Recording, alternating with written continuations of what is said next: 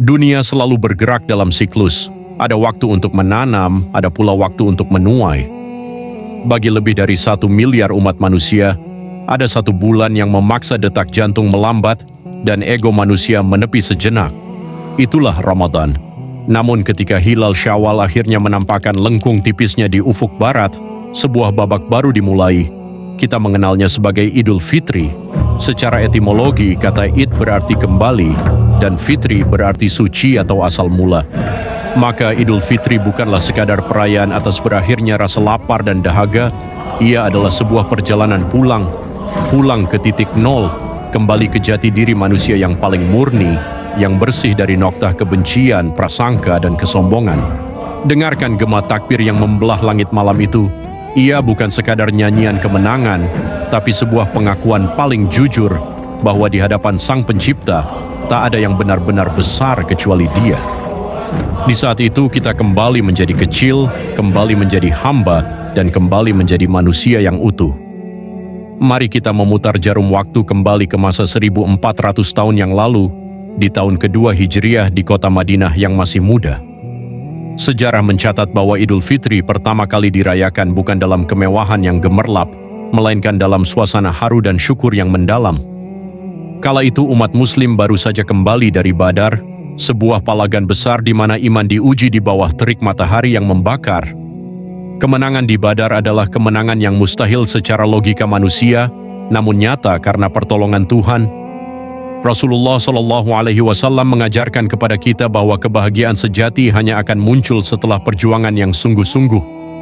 Sebelum Islam datang, masyarakat Madinah memiliki 2 hari raya jahiliyah yang dirayakan dengan hura-hura tanpa makna.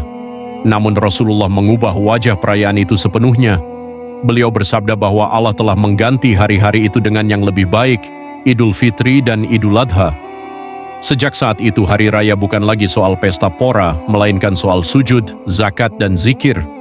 Itulah fondasi sejarah yang kita pegang teguh hingga hari ini. Islam tidak pernah membiarkan seseorang merayakan kemenangan sendirian sementara tetangganya sedang berduka. Inilah alasan mengapa ada zakat fitrah. Secara syariat, zakat adalah pembersih bagi mereka yang berpuasa dari perkataan yang sia-sia, sekaligus menjadi jaminan sosial bahwa di hari raya, tidak boleh ada satupun perut yang lapar. Kemenangan harus bisa dirasakan oleh semua orang, terutama mereka yang papa. Lihatlah barisan salat Idul Fitri yang membentang luas. Di sana tidak ada kursi VIP, pejabat bersujud sejajar dengan rakyat jelata, si kaya bahu-membahu dengan si miskin dalam satu syaf yang rapat. Ini adalah pesan sosial yang sangat kuat, bahwa kemenangan sejati bersifat kolektif.